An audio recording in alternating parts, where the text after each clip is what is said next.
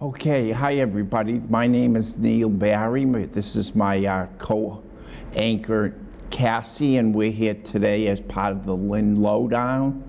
This rotating program is called Complaint Department. This idea came from an article in the Lynn Item, the Daily Item, our local newspaper, and the article was called Marblehead Logs and Other Bizarre Year, and these stories, these complaints come from the police log, which everybody reads in the Lynn Item universe, and the ones from Marblehead are kind of humorous. That's why the newspaper said Marblehead Logs, Another Bizarre Year, and I'm here to provide speculation to the complaints.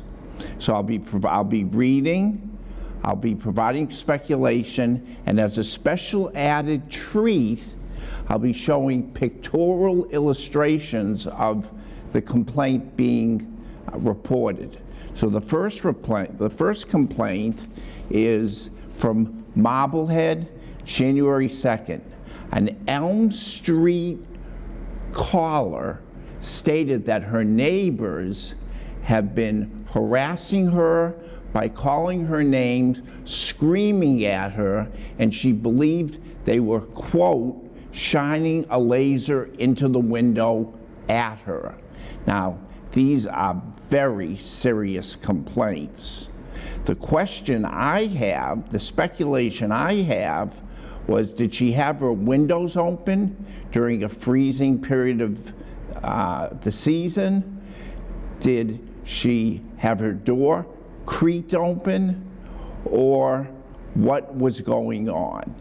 And then there's the problem of shining a laser by the harassing parties into her house. Now, doing that can be very dangerous to the eye.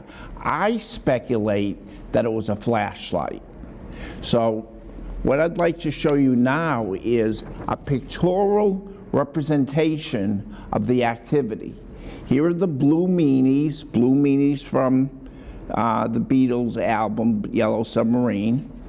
Here are the Blue Meanies in a crowd, and here are two of them shining the laser at the victim. What happened? The next one comes from Marblehead, January 4th, and this is really bizarre.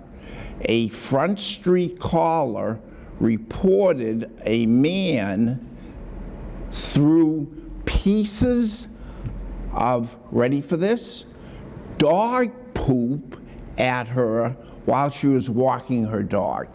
Now, come on. My speculation is that the dog walker committed a cardinal sin, and that is she didn't have a bag and she didn't have a scoop. And the man who saw her and came out and picked up poop to throw at her, well, he needs help.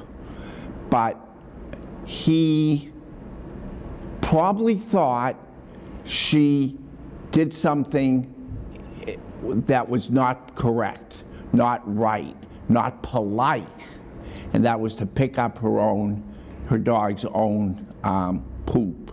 So there are two morals to this story.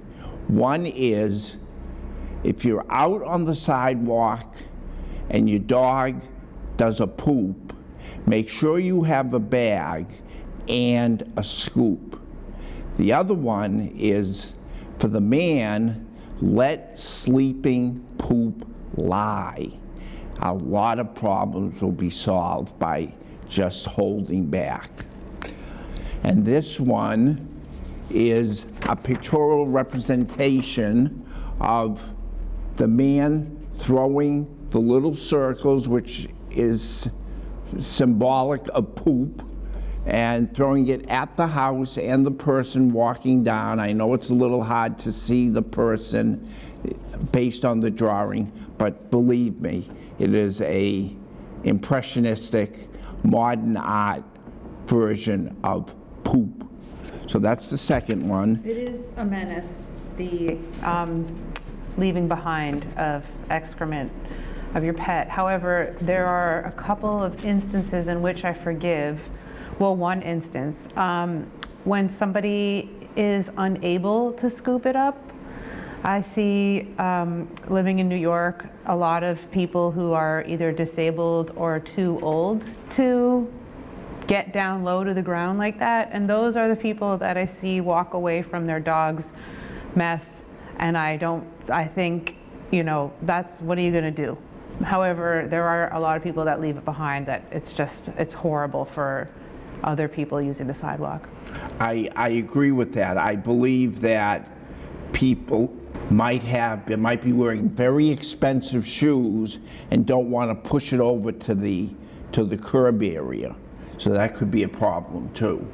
But I think you're right with the disability and the age issue, and that's a problem that needs to be addressed among social service centers.